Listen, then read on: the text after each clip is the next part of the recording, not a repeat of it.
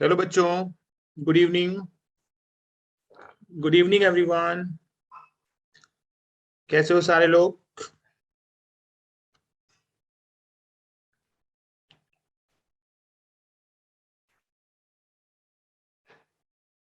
Good evening बेटा। Unmute कर रहे हैं।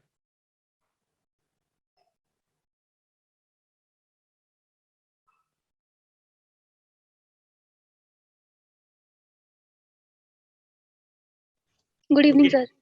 Good good evening evening Varsha. Sir. Good evening बेटा। तो सब लोग मस्त ना? Yes sir. ओके। ठीक है, तो रिवीजन वगैरह कर लिया है? क्लास से आने आने से पहले जो है वो थोड़ा सा रिवीजन कर लिया करो, तो पता चल जाएगा कि लास्ट क्लास में क्या क्या हुआ था। ओके। तो लास्ट लेक्चर में अपन लोगों ने क्या क्या किया था? लास्ट लेक्चर में हम लोगों ने जीओसी का पार्ट 3 कंप्लीट किया था।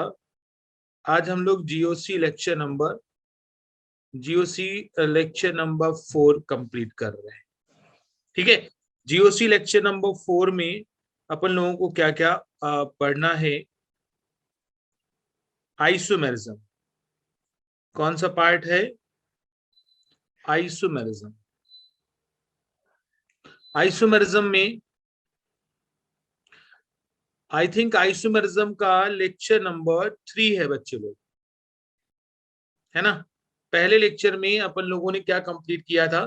फर्स्ट लेक्चर में अपन लोगों ने स्ट्रक्चरल आइसोमेरिज्म कंप्लीट की। सेकंड लेक्चर में geometrical and optical. And then जो है वो आज आइसोमेरिज्म कंप्लीट हो जाएगा, इलेक्ट्रॉनिक डिस्प्लेसमेंट इफेक्ट भी अपन लोग पढ़ेंगे। ओके। Yes sir. ओके। चलो, तो सारे लोग सर रेडी? एक बार ऑप्टिकल वाला एग्जाम्पल से बता दो। ओके। ऑप्टिकल ही आज चालू करने वाले हैं, वैसे तो कल उस दिन बता दिया था, लेकिन फिर से मैं ऑप्टिकल के बारे में थोड़ा सा बताता हूँ।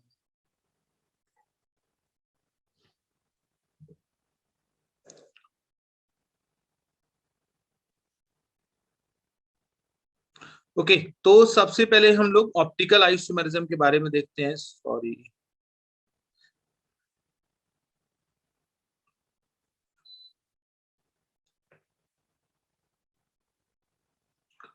ऑप्टिकल आइसोमेरिज्म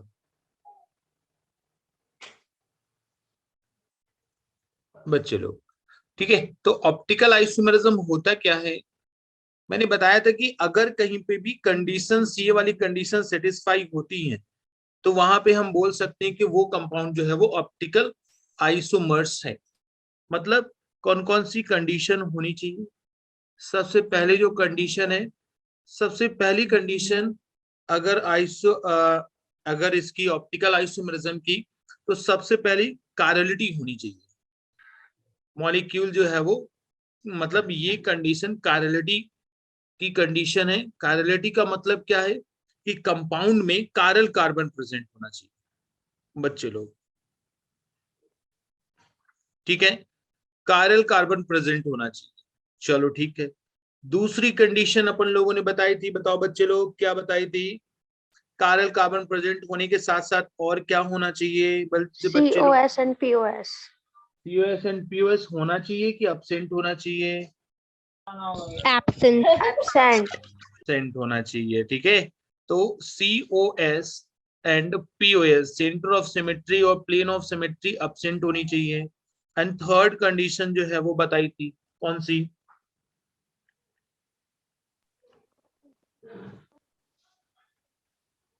बोलो। कायरल कार्बन होना चाहिए। बोलो बोलो मिरर बोलो बोलो। Image non super impossible. Yes, very good. ठीक है। तो मिरर इमेज जो है वो नॉन सुपर इम्पोजिबल होनी चाहिए। Mirror image non super imposable होनी चाहिए। ओके बच्चे लोग, नॉन सुपर इम्पोजिबल का मतलब क्या है? नॉन सुपर इम्पोजिबल का मतलब क्या है? देखो, जैसे हमने बोला कि ये ऐसे हमने किया, तो देखो ना, सारी फिंगर्स जो है लेफ्ट हैंड साइड की और राइट हैंड साइड की एक दूसरे के ऊपर आ रही है, उसको बोलते हैं सुपर इम्पॉसिबल। और अगर ऐसे रख दिया तो थंब जो है वो ये वाली लास्ट वाली फिंगर से मैच करता है, तो मतलब उसको बोलते हैं नॉन सुपर इम्पॉसिबल। तो ये तीन कंडीशन अगर सेटिस्फाई हैं, कहीं पे भी अगर तीन कंडीशन सेटिस्फाई हैं, तो वो वहां पे तीनों में से कोई एक भी होगा तो चलेगा, तो कंपाउंड जो है वो ऑप्टिकल एक्टिव होगा।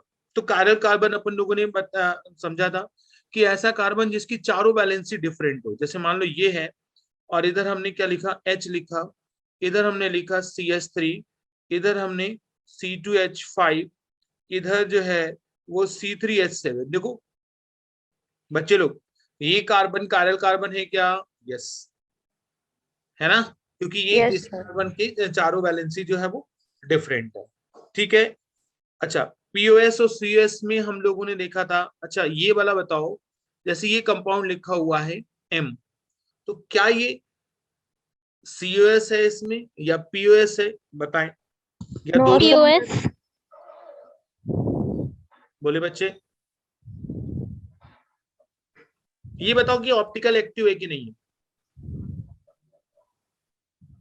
है सर। No sir. नो। और कोई लोग बोले? सर मेरे को लग रहा है ऑप्टिकल एक्टिव। No sir.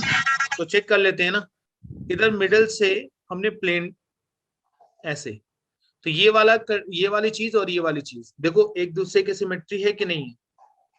तो मतलब ये तो सेंटर ऑफ सिमेट्री, मतलब ऐसा प्लेन ऑफ सिमेट्री है कि नहीं है? यस। कहीं से भी एक भी जगह से प्लेन ऑफ सिमेट्री होगी तो हम उसको सर बोल देंगे। इसमें कायरलिटी भी तो नहीं है। कायरलिटी नहीं है, लेकिन इनमें से कोई भी होना चाहिए। कायरलिटी की कंडीशन ही यही होनी चाहिए। अच्छा, तो पीओएस और सीएस एब्सेंट है। ओके, फिर उसके बाद यहाँ पे सेंटर ऑफ सिमेट्री है क्या? बताएं मुझे, सेंटर ऑफ सिमेट्री है क्या बच्चे लोग? यहाँ ये वाला सेंटर है, इससे कुछ दूर चले ये आया, और कुछ दूर चले ये आया, यस सेंटर ऑफ सिमेट्री। अच्छा यहां से कुछ दूर चले ये कार्बन है, और इधर कुछ दूर चले तो ऐसे लाइन नहीं है, बॉन्ड नहीं है यहाँ पे, तो सीओएस तो एब्सेंट है, लेकिन पीओएस है। तो भाई साहब ये मॉलिक्यूल क्या हो गया है? Optically inactive. बच्चे लोग, जिसको आंसर बताने हुआ करे वो अपने आप को अनम्यूट कर लिया करे, फिर तुरंत म्यूट कर दिया करे। ओके, चलो नेक्स्ट। और एक बताएं, पी वाला बताया था अपन लोगों ने, क्लियर? मिरर इमेज के बारे में बता देते हैं। जैसे एक कंपाउंड है,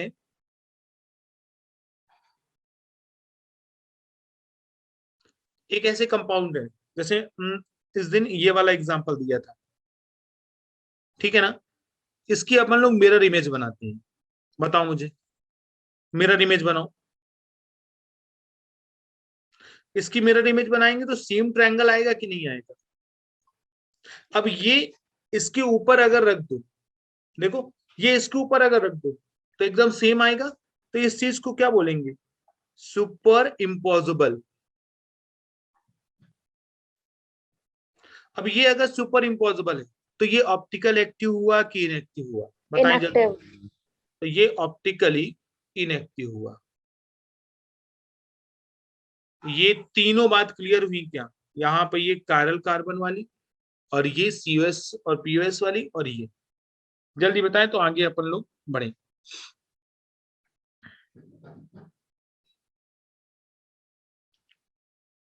ओके,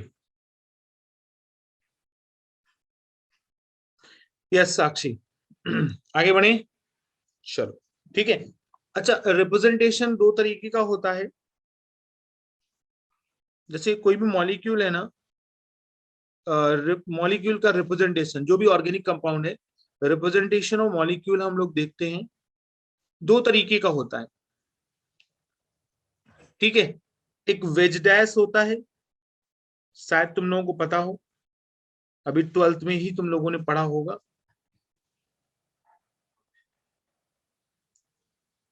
वेज डैश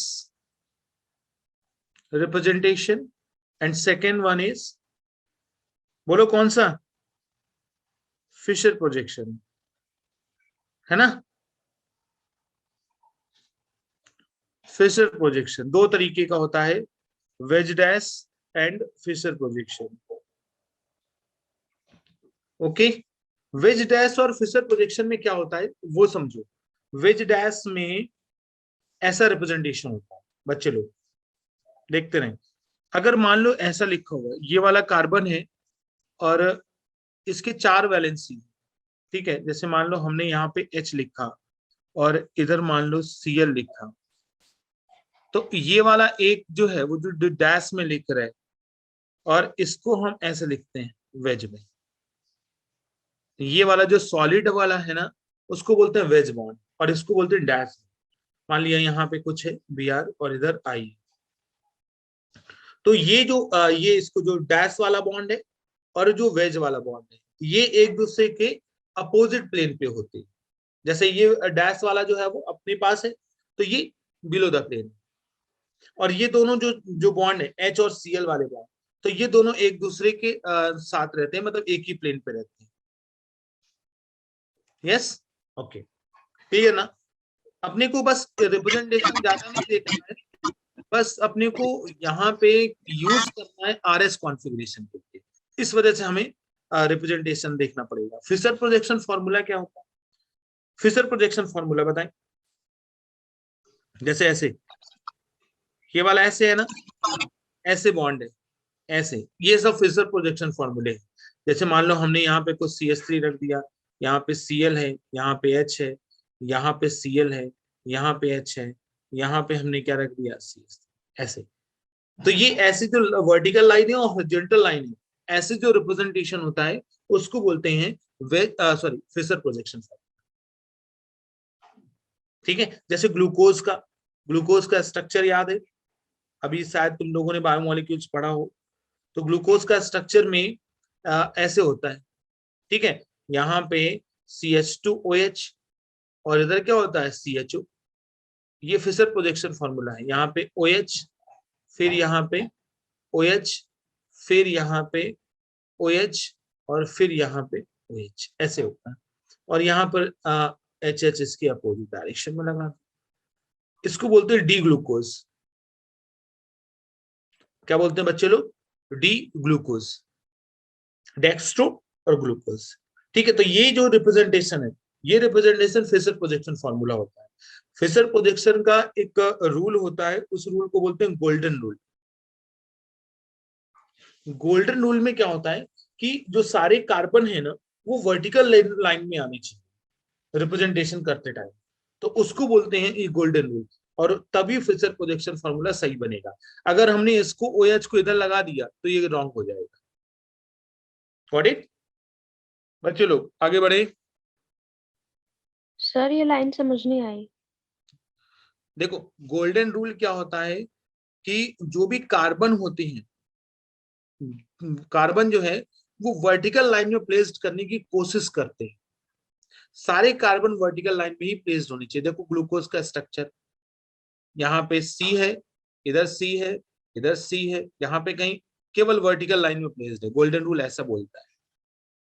हाँ, अगर वर्टिकल लाइन के अलावा हॉरिजॉन्टल लाइन में आ रहा है, लेकिन पहले वर्टिकल लाइन को पूरा फिल करोगे फिर हॉरिजॉन्टल लाइन को, ऐसा होता है।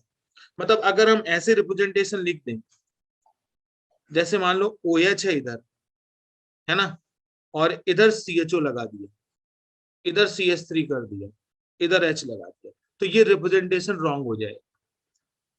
ठीक है, ये फिशर प्रोजेक्शन रिप्रेजेंटेशन नहीं होता। फिशर प्रोजेक्शन रिप्रेजेंटेशन अगर इसका सही लिखना है ना, तो कैसे सही लिखेंगे? CHO को ऊपर लाएंगे। अब क्लियर हुआ? यस सर, हो गया। ओके, तो कभी कभी ऐसे भी क्वेश्चन पूछा जा सकता है कि भाई इसमें से कौन सा फिशर प्रोजेक्शन राइट है। ठीक है, फिशर प्रोजेक्शन राइट है, रॉन्ग है, ऐसा कुछ पूछा जा सकता है। Got it? चलो, एक कंपाउंड होते हैं मेजो कंपाउंड।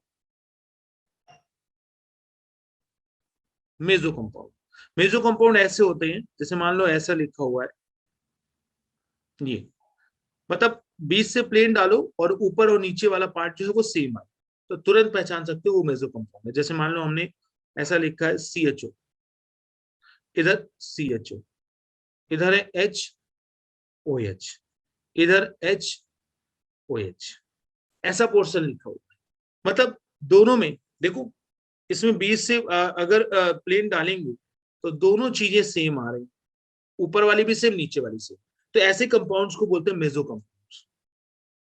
देखते जाना, अगर हमने ऐसा लिखा हुआ है, Cl है, इधर Cl है, इधर H है, इधर H है, इधर CH3 है, इधर CH3 है, ये कंपाउंड जो है वो मेसो। ठीक है, इस कंपाउंड को बोलते हैं मेसो। ऊपर और नीचे वाला पोर्शन जो है वो सेम आना चाहिए। सर एग्जैक्ट सेम होना चाहिए। यस, अभी बताएंगे। एक R होता है और एक S होता है। Okay sir. चलो ठीक है। नेक्स्ट है रेसमिक मिक्सचर। मैं डायरेक्ट MCQs के हिसाब से बता रहा हूँ। ठीक है, रेसमिक मिक्सचर क्या होता है? रेसमिक मिक्सचर जो होते हैं वो एक दूसरे के एनहांसोमर्स होते हैं, एक दूसरे की मिरर इमेज होते हैं। जैसे हमने बोला कि ऐसे लिखा हुआ है CH3, इधर मान लिया CH3, इधर H है, इधर मान लिया हमने H है, इधर OH लिखा हुआ है, इधर OH लिखा हुआ है। ठीक है, इस कंपाउंड का रेसमिक मिक्सचर बनाना है। ठीक है, रेसमिक मिक्सचर बनाना है तो इसको हम कैसे लिखेंगे? CH3, इसकी मिरर इमेज बना दो बस, जस्ट। इधर क्या हो जाएगा? OH, इधर क्या हो जाएगा? OH, और इधर H। ये जब आपस में एक दूसरे के साथ मिक्स होंगे तो इसका मिक्सचर जो होगा उस मिक्सचर को बोलते हैं रेसमिक मिक्सचर। रेसमिक मिक्सचर ये जो है ना, इसको बोलते हैं डेक्स्ट्रो, और ये होता है लीवो। मतलब ये जो मिक्सचर होगा इसमें 50% D होगा और 50% L होगा, बच्चे लोग। ठीक है, तो ऐसे कंपाउंड्स को बोलेंगे रेसमिक मिक्सचर। और ये कंपाउंड जो है वो मेसो, ये अलग अलग कंपाउंड है, ये दोनों मिरर इमेज ही होनी चाहिए। ऐसे डायरेक्ट क्वेश्चन आता है कि इस कंपाउंड का रेसमिक मिक्सचर कौन सा हो सकता है, इस कंपाउंड का रेसमिक मिक्सचर एक D ये है तो L कौन सा होगा? जल्दी बात क्लियर करो, जल्दी सारे लोग।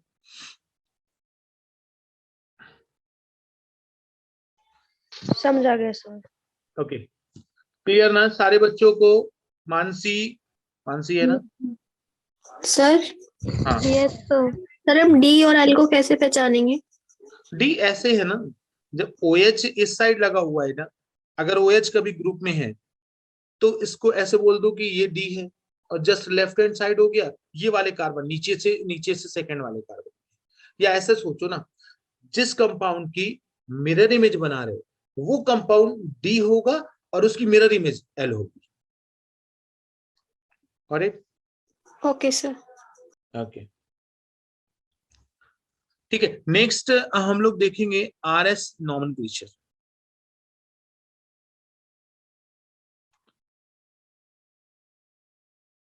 तुम लोगों को ये हमें लगता है कि एल्किल हैलाइड और एरिल हैलाइड में पढ़ाया गया हो, लेकिन मैं जो है वो आइसोमेरिज्म में ही कवर कर रहा हूं तुम लोगों का। ठीक है, आइसोमेरिज्म आइसोमेरिज्म में ही सारी चीजें आनी चाहिए। एक्चुअल में ये एनसीईआरटी वालों ने अलग अलग कर दिया है, क्योंकि ऑप्टिकल जो है वो तुम लोगों का एल्किल हैलाइड और एरिल हैलाइड में डाल दिया है। ठीक है, तो आरएस नॉमेनक्लेचर हम लोग देखेंगे। ठीक है, RS नॉमेनक्लेचर जो है, फिर से वही बात, ध्यान से देखना। जैसे E और Z हम लोगों ने देखा था ना, E और Z याद है? प्रायोरिटी ऑर्डर याद है? एटॉमिक नंबर के हिसाब से प्रायोरिटी ऑर्डर देखते थे, E और Z। ठीक है, तो उसी हिसाब से हम लोग R और S कॉन्फ़िगरेशन करेंगे। हर साल क्वेश्चन आता है RS। ठीक है, तो पहले रूल समझ लो। रूल ये है कि लोवेस्ट प्रायोरिटी वाले ग्रुप जो है,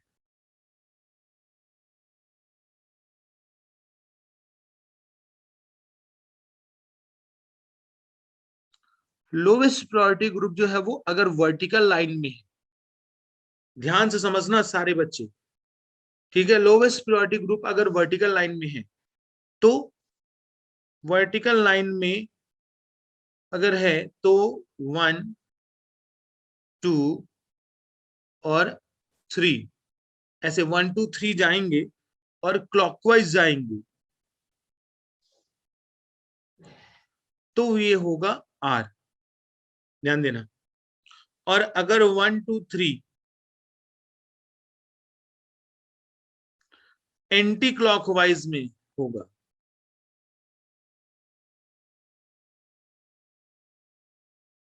अगर 1 2 3 एंटी क्लॉकवाइज होगा तो वो S में जाएंगे। एक बात सबसे ये रूल जो है वो बहुत इंपॉर्टेंट। अच्छा, अगर हॉरिजॉन्टल में है, जस्ट अपोजिट, अगर लोवेस्ट प्रायोरिटी ग्रुप जो है वो हॉरिजॉन्टल में है, तो लोवेस्ट प्रायोरिटी ग्रुप अगर हॉरिजॉन्टल में है तो हम 1 2 3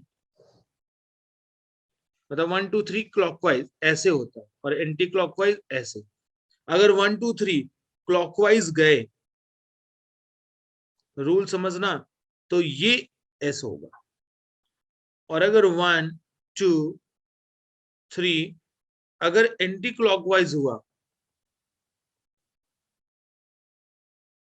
तो ये बच्चे लोग आर होगा, जस्ट अपोजिट।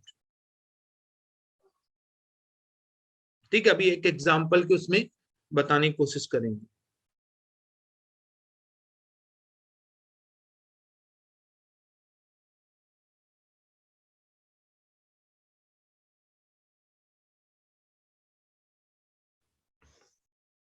ओके सॉरी, ठीक है, तो यहाँ पे क्लॉकवाइज और एंटी क्लॉकवाइज वाला मीनिंग जो है वो क्लियर होगी अभी एक एग्जांपल के उससे। ठीक है, जैसे हमने बोला कि ऐसा कोई ग्रुप लगा हुआ है, ऐसा, बच्चे लोग ध्यान से समझते रहना। ऐसा अगर है तो यहाँ पे मान लो फ्लोरीन लगा हुआ है और यहाँ पे आयोडीन लगा हुआ है, यहाँ पे ब्रोमीन लगा हुआ है, यहाँ पे क्लोरीन लगा हुआ है। ठीक है, अब पूछा जाता है कि ये आर है कि एस है। क्वेश्चन आता है कि आर है कि एस। तो सबसे पहले एटॉमिक नंबर के हिसाब से हम प्रायोरिटी ऑर्डर देखेंगे। ठीक है, प्रायोरिटी ऑर्डर जो है ये किसके हिसाब से देखते हैं? एटॉमिक नंबर के हिसाब से। ओके, तो आयोडीन का एटॉमिक नंबर सबसे ज्यादा होता है, आयोडीन का एटॉमिक नंबर सबसे ज्यादा, तो ये है 1। इसको क्या मानेंगे? 1 मानेंगे, सबसे ज्यादा 1। और फिर किसका? Fluorine, chlorine, bromine, iodine. ठीक है, फिर इसका 2, फिर इधर 3 और इधर 4। बच्चे लोग नंबरिंग पहले देखना, नंबरिंग देखना जल्दी से। अब यहाँ पे जो लोवेस्ट प्रायोरिटी, मतलब यहाँ पे जो हाई नंबर वाली चीज है, क्या है? हाई नंबर, जिसका हाई नंबर है वो कहाँ है? वर्टिकल में है। अब वर्टिकल में है तो वो 4th नंबर वाले को हम छोड़ देते हैं। अब देखना 1 2 3 कहाँ जा रहा है? 1 2 3 ऐसे जा रहा है, 1 2 3 ऐसे जा रहा है ना, तो ये क्लॉकवाइज है। अब वर्टिकल डायरेक्शन में है, सॉरी वर्टिकल डायरेक्शन में है 1 2 3 clockwise, this one is R. Check करो जल्दी से।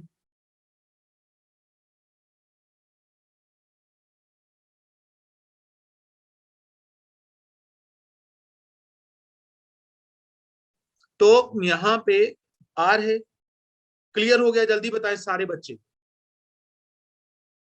जल्दी बताएं। अभी बहुत सारे एग्जांपल देंगे। सर जो हाई नंबरिंग वाली चीज है, यहाँ पे फिर से नोट कर लो कि जो हाई नंबरिंग वाली चीज है वो लोवेस्ट प्रायोरिटी है। क्यों? क्योंकि प्रायोरिटी ऑर्डर जो है वो एटॉमिक नंबर के हिसाब से देखते हैं। अभी एक आध क्वेश्चन और दे रहे, तो उससे तुम्हें एकदम क्लियर कट पता चल जाएगा कि कैसे इन क्वेश्चंस को करते हैं। जैसे हमने लिखा, ये क्लोरीन है, आयोडीन है, ठीक है, फ्लोरीन है, ब्रोमीन है। बताएं ये आर है कि एस है? सब लोग बताते रहे। S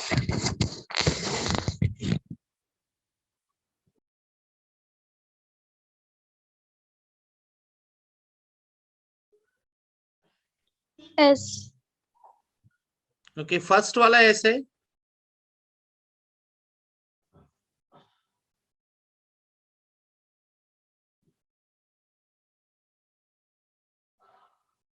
और ये आर और एस जो है ना, वो केवल हमें किसमें देखना है, कायरल कार्बन में ही देखना है। so second is also S okay, और बताएं।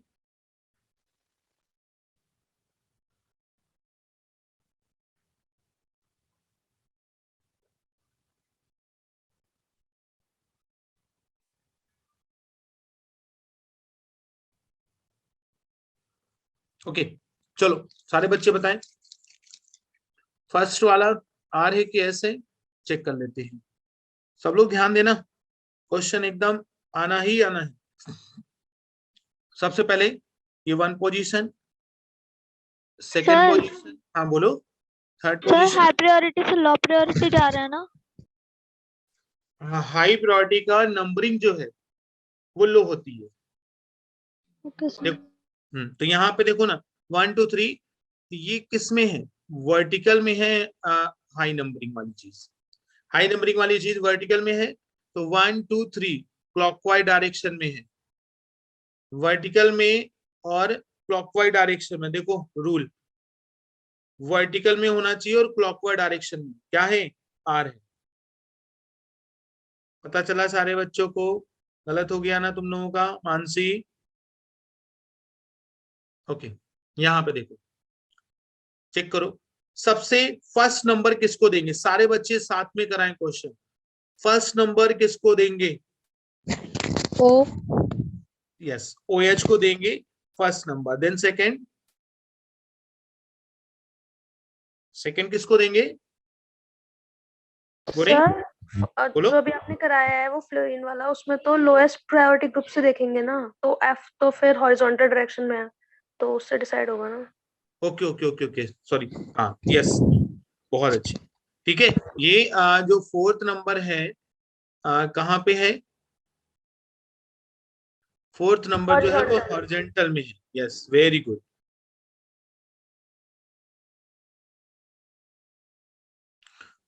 देखो ध्यान से, ये वाला जो है वो फोर्थ नंबर है, और ये वाला जो है वो थर्ड नंबर है। अब लोवेस्ट प्रायोरिटी वाला ग्रुप जो है वो हॉरिजॉन्टल में है। यस, बहुत अच्छे। अगर ये हॉरिजॉन्टल में है तो ये क्या हो गया, ऐसे हो गया। देखो नेक्स्ट, बताएं सारे बच्चे।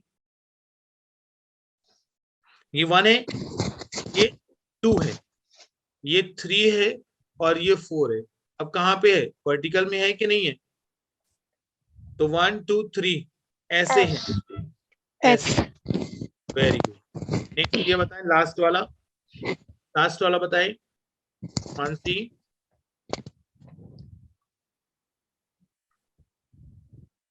मैंने बताया था डबल बॉन्ड और ट्रिपल बॉन्ड का यूज, डबल और ट्रिपल बॉन्ड जहां पे हो उनको कैसे करते हैं। ठीक है, ये ट्रिपल बॉन्ड है तो इसको हम ऐसे सपोज करते हैं कि 3 C जो है वो इधर से अटैच है, तो सबसे 1 नंबरिंग इसको देंगे ना, फिर किसको 2, फिर इसको 3, एंड लास्ट वन इज 4, इसको देंगे। ओके, अब R बताएं। ठीक है, तो 1 2 3, फोर्थ को छोड़ देते हैं, 1 2 3, और ये वर्टिकल डायरेक्शन में है। 1 2 3 जो है वो क्लॉकवाइज घूम रहा है, तो ये क्या हो गया, आर हो गया। ओके, यहाँ पे देखो, सबसे फर्स्ट नंबर किसको देंगे, जल्दी बताएं बच्चे लोग, फर्स्ट नंबर किसको देंगे? O को यस, OH OH को। फिर उन्हें सर NH2 NH2 को। Very good. And then CHO, CH2 और फिर सबसे ये कहाँ पे है, हॉरिजॉन्टल में है। horizontal और हॉरिजॉन्टल में है तो यहाँ पे क्या होगा, 1 2 3 ऐसे है। ठीक है, अगर हॉरिजॉन्टल में है तो 1 2 3, तो ये क्या हो जाएगा, आर हो जाएगा। R. क्लियर कट, पूरी चीजें क्लियर हुई क्या? सर फोर्थ वाला समझ नहीं आया। ये वाला लास्ट क्लास में मैंने बताया था कि जहां कहीं भी ट्रिपल बॉन्ड डबल बॉन्ड लगा होना तो उसको ऐसे सपोज करते हैं कि ये कार्बन जो है वो 3 बॉन्ड से इस कार्बन से जुड़ा हुआ है, मतलब सी सी सी, तो सबसे हाई प्रायोरिटी तो इसी की हो गई ना, और ये कार्बन एक ही कार्बन से जुड़ा है तो इसका सेकंड नंबर। वर्टिकल में है तो ये क्या हो जाएगा, आर। देखो चेक करो जल्दी से, फिर हम सेकंड दो दो का बताते हैं। देखना, अगर बच्चे लोग ऐसा हमने लिखा हुआ है,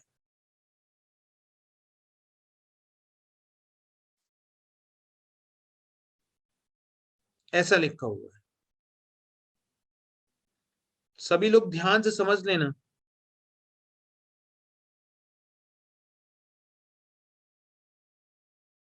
बोलो, अब ये भी कायरल है और ये भी कायरल है, इन दोनों कायरल के रिस्पेक्ट में आर और एस बताना है। दोनों कायरल के रिस्पेक्ट में आर और एस बताना, नंबरिंग मैं कर देता, आर और एस बताओ पहले तो जल्दी, दोनों कार्बन के रिस्पेक्ट में। ये कार्बन नंबर 1, नंबरिंग कार्बन की हम येलो से ही लिख रहे हैं, 1 2 3 4, ये लॉन्गेस्ट चेन।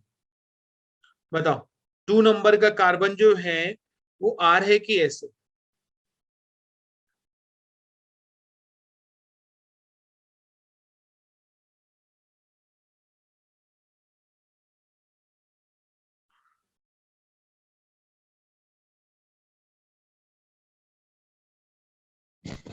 R.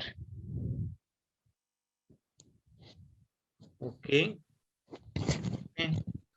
देखो सबसे पहले नंबरिंग 1, फिर उसके बाद यहाँ पे सी है, यहाँ पे भी सी है, सी के साथ देखो सी एच ओ है, ऐसा सी एच ओ है तो इसको ऐसे लिखते हैं C double bond O H, तो ये किससे जुड़ा हुआ है, डबल बॉन्ड, 2 ओ मानेंगे, सी है इसके साथ 2 ओ है, यहाँ पे ये वाला कार्बन जो है वो सी है उसके साथ 1 ओ है, तो प्रायोरिटी ऑर्डर में सेकंड नंबर इसको देंगे, और फिर थर्ड नंबर ये वाला ग्रुप है पूरा, और फिर फोर्थ नंबर। पहले नंबरिंग समझ लो, ऊपर वाले सेकंड नंबर के कार्बन की नंबरिंग अपन लोगों ने ऐसे करी, सेकंड नंबर कार्बन की नंबरिंग ऐसे करी, चेक करो सर जल्दी से सारे बच्चे। CHO पे 1 नंबर नहीं जाएगा? न 1 नंबर नहीं जाएगा ना, क्योंकि कार्बन लगा हुआ है ना, पहला तो अटैचमेंट कार्बन से ही है ना, और इधर अटैचमेंट ऑक्सीजन से, तो फर्स्ट अटैचमेंट पहले देखते हैं ना, और फिर अगर फर्स्ट अटैचमेंट जो है वो दोनों का सेम है तो देन सेकंड अटैचमेंट देखते हैं।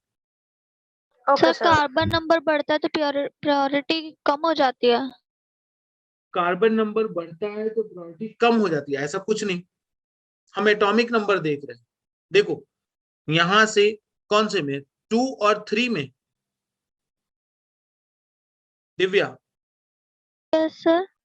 देखो 2 में क्या है, सी है और उससे 2 ओ है और एच है, यहाँ पे इधर जो है वो सी है इसके साथ 1 ओ है और इधर सी है, तो बताओ सी है इधर ओ है और इधर सी है, इसके साथ अटैचमेंट, और एक ऐसा है सी है ओ है और इधर जो है वो एच है, किसका ज्यादा होगा, बट ऑब्वियस सी बात है इसका ही ज्यादा होगा। Okay, yes sir. हाँ आगे बात करें, नीचे वाला जल्दी,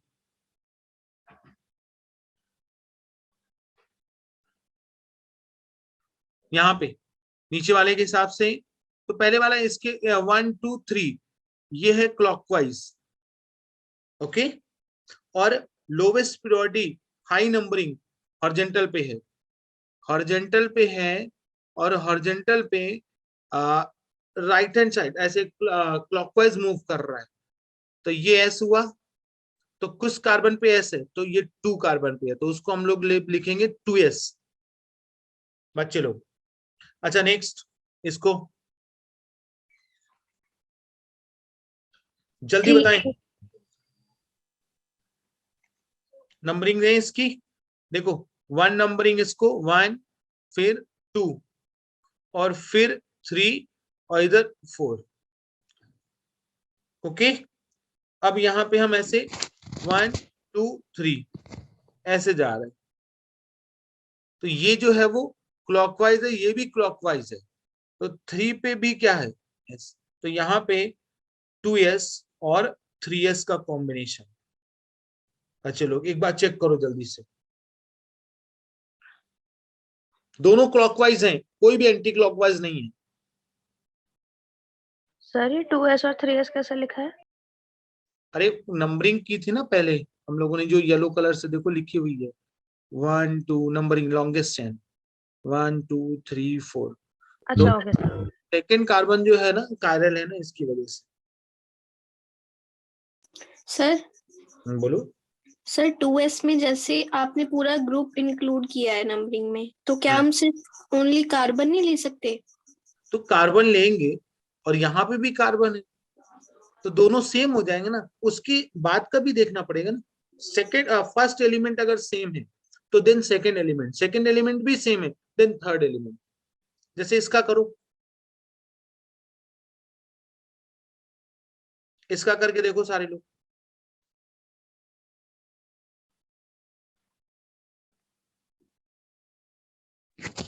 S 2s 2s, जैसे नंबरिंग हमने कर दिया येलो से 1 2 सब ब्रोमीन 4, ठीक है, ये लॉन्गेस्ट चेन है। अब बताएं, सबसे पहले ब्रोमीन 1, फिर CHO 2, चेक करो CHO पहले आएगा कि नीचे वाली चीज पहले आएगी? CHO में क्या है? नीचे वाला कार्बन और फिर 2 ऑक्सीजन, क्लोरीन है नीचे वाले से इसलिए। और यहाँ पे देखो कार्बन और एक क्लोरीन है, तो नीचे वाला जो है। अब शायद समझ में आ गया। ओके, अब बताओ 1 2 3 R हॉरिजॉन्टल में है और एंटी क्लॉकवाइज है, तो ये 2 पे R है। नेक्स्ट 3 पे क्या है बच्चे लोग? यहाँ पे 1 देन 2 3 4 1 2 3 ऐसे आ रहा है ना, 1 2 3। सर हाँ बोलो। सर पहले वाले क्वेश्चन में आपने प्रायोरिटी CHO को दी थी, वो कार्बन के साथ जो ग्रुप जुड़ा था उसके अलावा, और यहाँ पे आपने पहले कार्बन के साथ जो ग्रुप जुड़ा उसे दिए, CHO को बाद में दिए, क्यों? देखो यहाँ पे हेलोजन है ना, उसका एटॉमिक नंबर ज्यादा है, तो यहाँ पे C के साथ क्या है? Br है। यहाँ पे क्या है? C के साथ क्या है? O है। यहाँ पे C के साथ क्या है? Cl है, तो इसका एटॉमिक नंबर ज्यादा हुआ ना, तो इसकी वजह से 2 नंबर है यहाँ पे। Okay sir. अब बताइए 3 पे क्या है, जल्दी बताएं।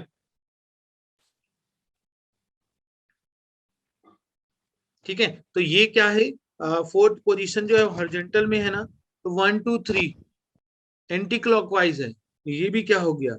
3R, तो 2R है और 3R है। मुझे लग रहा है कि ये चीज क्लियर हो गई होगी, जल्दी बताएं।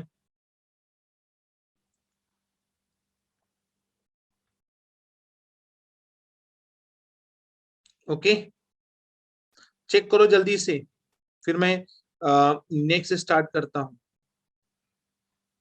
ठीक है, अब ये आइसोमेरिज्म का पूरा पार्ट कंप्लीट हो चुका है। नेक्स्ट जो है वो इलेक्ट्रॉनिक डिस्प्लेसमेंट इफेक्ट के बारे में हम लोग देखेंगे। किसके बारे में? इलेक्ट्रॉनिक डिस्प्लेसमेंट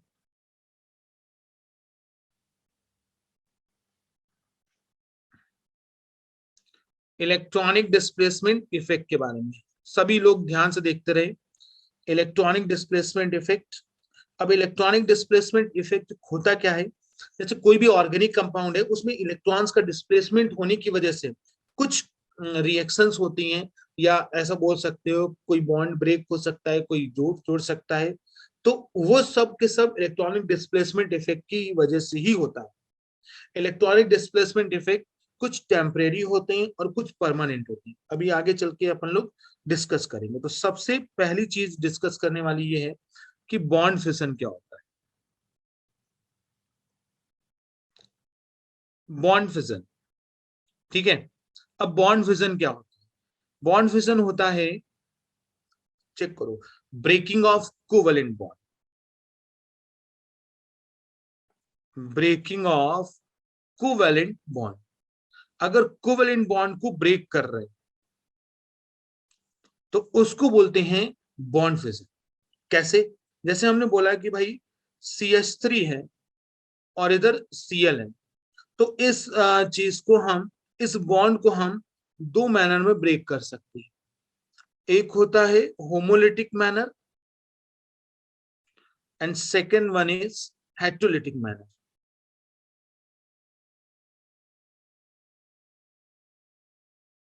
होमोलिटिक और हेटेरोलिटिक, ठीक है। होमोलिटिक मैनर क्या होता है? होमोलिटिक मैनर वो होता है, जैसे मान लो इस बॉन्ड को बनने में दोनों के इलेक्ट्रॉन लगे होंगे, Cl की भी शेयरिंग लगी होगी और कार्बन की भी शेयरिंग लगी होगी। होमोलिटिक का मतलब होता है कि ये अपने अपने वापस इलेक्ट्रॉन ले लेते हैं। तो यहाँ पे ऐसा होता है, CH3 फ्री रेडिकल बन जाता है और Cl भी फ्री रेडिकल में कन्वर्ट हो जाता है। ऑड इलेक्ट्रॉन बोलते हैं इसको। और अगर हेटेरोलिटिक मैनर में ब्रेक होता है तो किसी एक के पास दोनों इलेक्ट्रॉन आ जाते हैं, जो मोर इलेक्ट्रोनिगेटिव होता है। तो यहाँ पे ऐसा होता है कि CH3 के पास इलेक्ट्रॉन चले गए, CH3 से इलेक्ट्रॉन चले गए तो इसके ऊपर पॉजिटिव, और क्लोरीन से इलेक्ट्रॉन, क्लोरीन के पास इलेक्ट्रॉन आ गए तो उसके ऊपर माइनस। मतलब हम ऐसा बोल सकते हैं कि यहाँ पे ऐसा ही होमोलिटिक बॉन्ड फिशन से फ्री रेडिकल का फॉर्मेशन होता है। किसका फॉर्मेशन होता है? फ्री रेडिकल का। और हेटेरोलिटिक बॉन्ड फिशन से आयंस का फॉर्मेशन होता है, केटायंस का एंड एनायंस का। केटायन और एनायंस का फॉर्मेशन होता है किसमें? हेटेरोलिटिक बॉन्ड फिशन से। अगर कार्बन के ऊपर माइनस चार्ज, जैसे मान लो कार्बन के ऊपर प्लस चार्ज हो तो carbocation, this one is known as carbocation. बच्चे लोग इसको बोलते हैं कार्बोकेटायन। और अगर कार्बन के ऊपर माइनस चार्ज है तो उसको बोलेंगे क्या? कार्बन आयन, ठीक है। और ये किससे बनते हैं? हेटेरोलिटिक बॉन्ड फिशन से, ठीक है। अगर हेटेरोलिटिक बॉन्ड फिशन से ऐसा होता है, होमोलिटिक बॉन्ड फिशन जो होता है ना, वो फ्री रेडिकल की प्रेजेंस में भी होमोलिसिस हो जाता है, सनलाइट की प्रेजेंस में हो जाता है, हाई टेम्परेचर की प्रेजेंस में हो जाता है। कौन सा बॉन्ड? होमोलिसिस। जैसे हमने बोला कि ऐसा कुछ है, CH3H है, इसके बीच का बॉन्ड ब्रेक किया है हमने होमोलिटिक मैनर में, और दूसरा ब्रेक किया है हेटेरोलिटिक मैनर। देखो क्या क्या फॉर्मेशन हुआ। तो यहाँ पे एक CH3 फ्री रेडिकल और इधर H फ्री रेडिकल, तो इसको बोलते हैं methyl free radical, and this one is hydrogen free radical. और इसमें कार्बन और हाइड्रोजन मोर इलेक्ट्रोनेगेटिव कौन? कार्बन, तो इसके पास इलेक्ट्रॉन आ जाएंगे, तो इसको बोलते हैं CH3 माइनस, और इधर जो हो जाएगा वो H प्लस। इतनी बात होमोलिटिक और हेटेरोलिटिक की बात क्लियर हुई कि नहीं हुई? जल्दी बताइए सर। सारे बच्चे बताएं।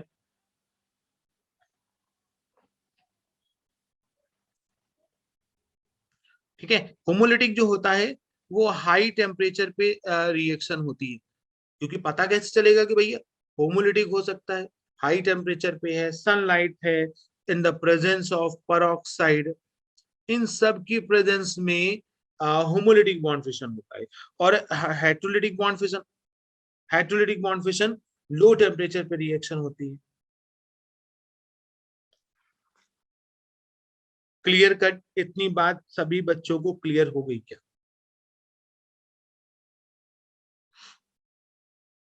ओके, आगे बात करते हैं। देखो, अब अगर किसी भी चीज के ऊपर पॉजिटिव चार्ज आ गया तो इन सब चीजों को इलेक्ट्रोफाइल और न्यूक्लियोफाइल भी बोल सकते हैं। इलेक्ट्रोफाइल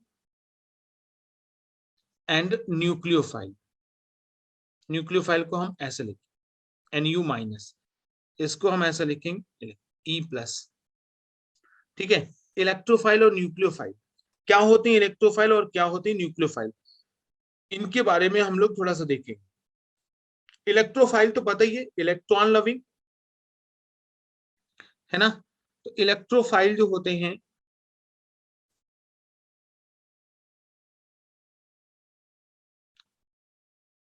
इलेक्ट्रॉन लवर होते हैं, और न्यूक्लियोफाइल जो होते हैं ना, न्यूक्लियस लवर होते हैं।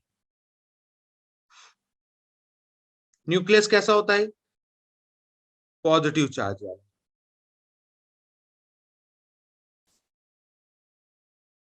मेरे लवर कैसे, ठीक है, न्यूक्लियस लवर होते हैं, मतलब न्यूक्लियस को अट्रैक्ट करने वाली चीज जो है वो क्या होगी, न्यूक्लियोफाइल। अच्छा, बहुत सारे इलेक्ट्रोफाइल होते हैं, मतलब जिनके पास इलेक्ट्रॉन की कमी होती है वो इलेक्ट्रोफाइल होते हैं।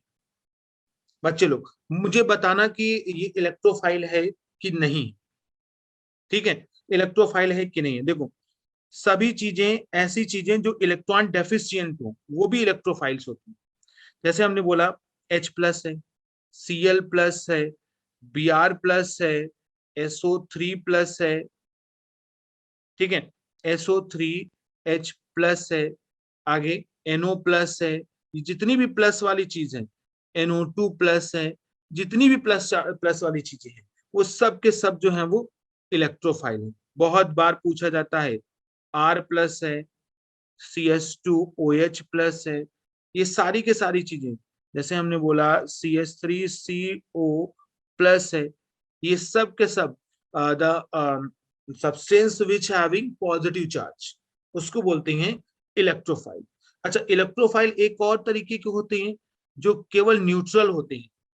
इलेक्ट्रोफाइल न्यूट्रल भी होते हैं, जैसे हमने बोला BF3, भाई BF3 के पास 6 इलेक्ट्रॉन है ना, वो इलेक्ट्रॉन को एक्सेप्ट करेगा ना, तो इसको बोलेंगे इलेक्ट्रोफाइल। BF3 है, AlCl3 है, SO3 है, ZnCl2 है, ये सभी के सभी, BeCl2 है, ये सभी के सभी जो हैं वो क्या है, इलेक्ट्रोफाइल, न्यूट्रल इलेक्ट्रोफाइल। ठीक है, ऐसा बोल सकते हैं कि ऑक्टेट जो है इनका इनकम्प्लीट है। ऑक्टेट जो है वो इनकम्प्लीट है। कुछ मॉलिक्यूल होते हैं जिनका ऑक्टेट कंप्लीट होने के बावजूद भी वो इलेक्ट्रोफाइल होते हैं। जैसे हमने बोला कि H3O+ है, ठीक है, H3O+, ऐसा NH4+, ये इनका ऑक्टेट कंप्लीट है और उसके बावजूद जो है वो प्लस है, प्लस चार्ज है, तो ये जो है एक्सेप्शन में आते हैं, ये इलेक्ट्रोफाइल जो है वो नहीं होते हैं,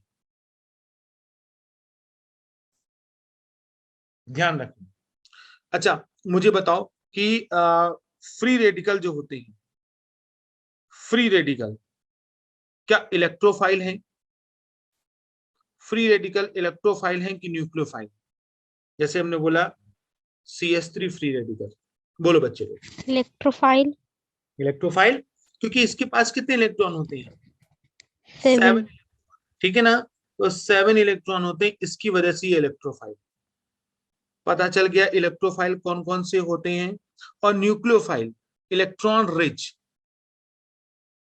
जिनके पास इलेक्ट्रॉन रिच होते हैं वो सब के सब मॉलिक्यूल जो है वो इलेक्ट्रोफाइल हैं। जैसे H- है, OH- है, OR- है, CN- है, Cl- है, ऐसे ये सब के सब जो हैं, जैसे CS3- है, CS3CH2- है, ये सब के सब जो हैं the substance which having negative charge, ये सब के सब क्या होते हैं, इलेक्ट्रोफाइल। और भी कुछ होती हैं जो न्यूट्रल होती है, जैसे H2O, एक मिनट, जैसे H2O वो भी इलेक्ट्रोफाइल है। NH3 ये भी, सॉरी, ये न्यूक्लियोफाइल है। और जैसे हमने बोला ROH एल्कोहल, इसके पास भी तो इलेक्ट्रॉन है, इसके पास भी इलेक्ट्रॉन है, वाटर के पास भी इलेक्ट्रॉन है। ये सभी के सभी RNH2 primary amine, R2NH secondary amine, R3N, ये सभी के सभी जो हैं वो न्यूट्रल न्यूक्लियोफाइल है। बच्चे लोग चेक करो जल्दी से, क्लियर हो गया? इलेक्ट्रोफाइल क्या होते हैं, न्यूक्लियोफाइल क्या होते हैं। क्वेश्चन पुट अप किया जाएगा कि इसमें से कौन से इलेक्ट्रोफाइल है, इसमें से कौन न्यूक्लियोफाइल है। सारे बच्चे बता लेंगे, जल्दी बताएं। सर Cl तो इलेक्ट्रोफाइल न्यूक्लियोफाइल। हाँ यस, तो Cl ऐसे नहीं लिखा हुआ, केवल Cl नहीं लिखा हुआ बेटा, प्लस माइनस देख के बताना। यस, Cl के ऊपर चार्ज लिखा हुआ है। अगर प्लस चार्ज है तो इलेक्ट्रोफाइल, निगेटिव चार्ज है तो न्यूक्लियोफाइल। अच्छा, एक एक क्वेश्चन ने देखो, CH3C ट्रिपल बॉन्ड N, ये न्यूक्लियोफाइल है कि इलेक्ट्रोफाइल, जल्दी बताएं। न्यूक्लियोफाइल। ठीक है, तो क्योंकि यहाँ पे लोन पेयर भी रहती है ना। ओके, आई थिंक जो है वो ये सारी चीजें क्लियर हो गई होंगी, इलेक्ट्रोफाइल और न्यूक्लियोफाइल क्या होता है। ठीक है, अब हम लोगों को बॉन्ड ब्रेकिंग जो हम लोगों ने पढ़ी थी ना, उसमें सारी चीजें जो है वो होमोलिटिक, हेट्रोलिटिक, तो उनको बोलते हैं reaction intermediate. Reaction intermediate, reaction intermediate कौन कौन से होते हैं वो सबसे पहले हम लोग लिख लेते हैं। सबसे पहले होता है carbon free radical, carbocation. Yes, carbon free radical, carbocation, carbon ion. ठीक है, तो कार्बन फ्री रेडिकल के बारे में हम लोग सारी चीजें देख लेते हैं। अच्छा, कार्बन फ्री रेडिकल जो है, कार्बन फ्री रेडिकल का रिप्रेजेंटेशन जो है, मान लिया ये मिथाइल फ्री रेडिकल, ऐसे रिप्रेजेंटेशन किया। ठीक है, इसके बारे में किससे बनता है, पहले इसका स्ट्रक्चर देखो। ये है, ऐसे लिखा हुआ है, और एक ये है, यहाँ पे H है, यहाँ पे H है, और यहाँ पे H है। हाइब्रिडाइजेशन बताएं सारे बच्चे, हाइब्रिडाइजेशन। sp2। ठीक है, 1 2 3, ये तो लोन पेयर नहीं है ना, एक इलेक्ट्रॉन है, तो this one is sp2 hybridised. अब sp2 हाइब्रिडाइजेशन है तो ज्योमेट्री क्या होगी? Trigonal planar. Yes Mansi, trigonal planar है, मतलब कार्बन फ्री रेडिकल जो है वो प्लेनर मॉलिक्यूल है। अच्छा, दूसरी चीज, किससे बनता है, किसके किससे फॉर्म होता है? होमोलिटिक से। ठीक है, कितने इलेक्ट्रॉन होते हैं? 7 इलेक्ट्रॉन, 2 4 6 और एक 7, है ना। तो यहाँ पे इसको हम प्लस m में भी देखते हैं, ठीक है, प्लस I में भी देखते हैं, स्टेबिलिटी। ठीक है, और अल्फा हाइड्रोजन से भी हम लोग देखेंगे इसकी स्टेबिलिटी, याद रखना।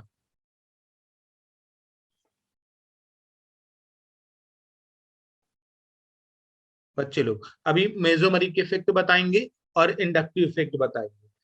फिलहाल पहले इनके बारे में हम लोग सभी के बारे में देख लेते हैं। ठीक है, अच्छा, ये बच्चे लोग पैरामैग्नेटिक है कि डायमैग्नेटिक है?